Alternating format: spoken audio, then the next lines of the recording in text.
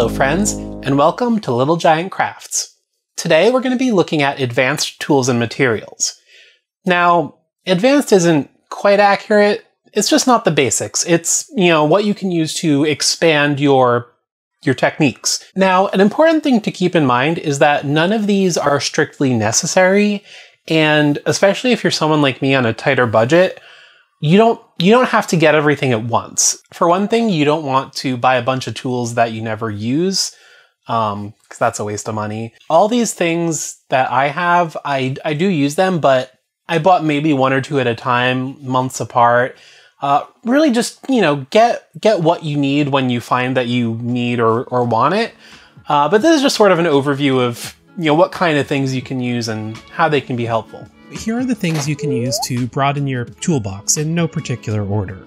Rulers obviously have some good uses between being a straight edge and measurements. If you need something precise, they come in a variety of shapes and sizes, and it's usually pretty handy to have one. Got the big boy here doing a little twirl, show it off. When you got it, flaunt it. Nippers or clippers or wire cutters, these can be good for cutting something maybe small and thin that it would be hard to use a knife, or if you need to get at a specific angle. These are my very garbage pair. I don't know why I keep them, but a hand drill or a pin vise drill. These are basically drill bits that come in a variety of sizes, and they can be used to make holes in things. I primarily use this for figures that have guns, like Space Marines. The figures don't always have the gun barrels drilled out, so I use a pin vise for that. I'll throw up a picture to explain what I mean. You can also use this for better stability when gluing pieces together. If you've got, say, an arm and a body, you can drill a hole in both sides and then insert a paper clip, and this would be stronger than if you just used glue to put the pieces together. Sandpaper is always useful if, you got some sharp nails. Or emery boards, those are also cheap. I sort of made my own here with popsicle sticks. It's good to have a variety of grits just to get rid of mold lines, or if you've got something 3D printed and you want to get rid of some of the marks. One of my favorite materials is colloquially known as green stuff, because you get a container like this with blue and yellow, and you take a little bit of each and mix it together, and it's essentially like a clay that hardens, and this is good for sculpting. If you want to, do some sort of custom. What I use it for a lot is if I have 3D prints that have mostly printed but failed partially, like the wingtips on this dragon here, I can throw some green stuff on it and sort of sculpt the shape back up so I don't, waste all that plastic. Tweezers are good for holding little things, especially if you've got sausage fingers like me. Most of these just came from the dollar store, a variety of shapes. This one holds open instead of holding closed, which is really handy. This pair is sharp, so it's good for extra little things. A variety of super glues. These work better on things like plastic that something like white glue wouldn't work on. A lot of these you can just get cheap from the dollar store. Weathering powders. This one's definitely a little more on the specialty side of things, but if you want to make your craft look more realistic, worn, dirty, used, you can get these in a variety of colors, and you basically just brush it on. It's just a powder, but it colors things really well. If you're making miniature figures and you're doing, customs or something and you don't have bases, these foam floor protectors are really good. They come in a variety of sizes that are pretty close to common base sizes. You can get them for, a variety pack for a few bucks. They're not super stable.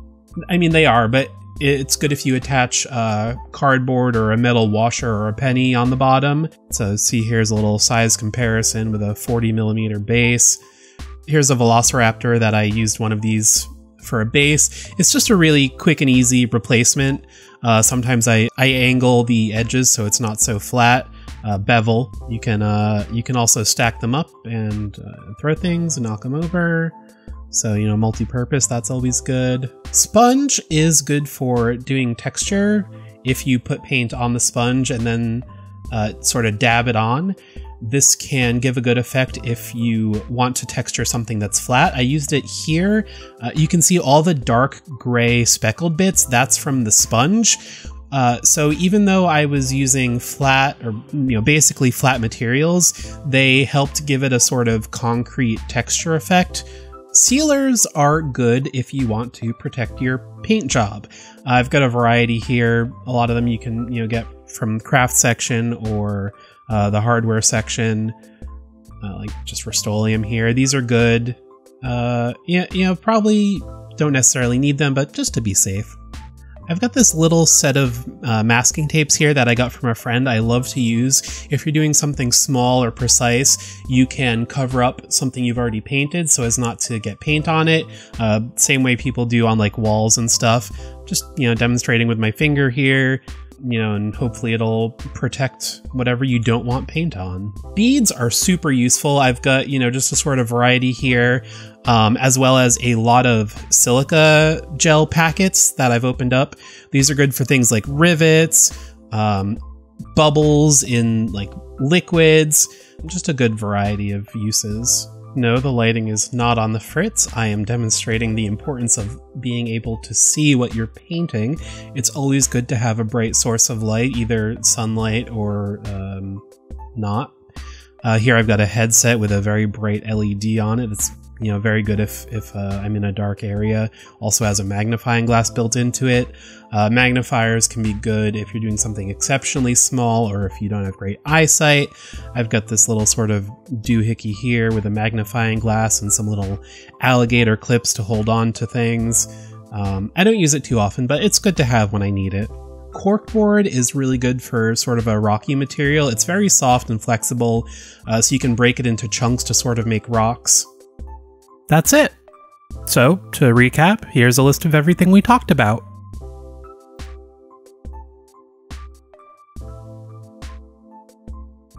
All right, I hope you found these suggestions helpful.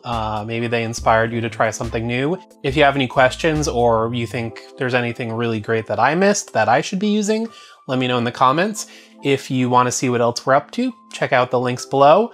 And I hope you have a great day. Till next time, bye. Not to say that there's anything particularly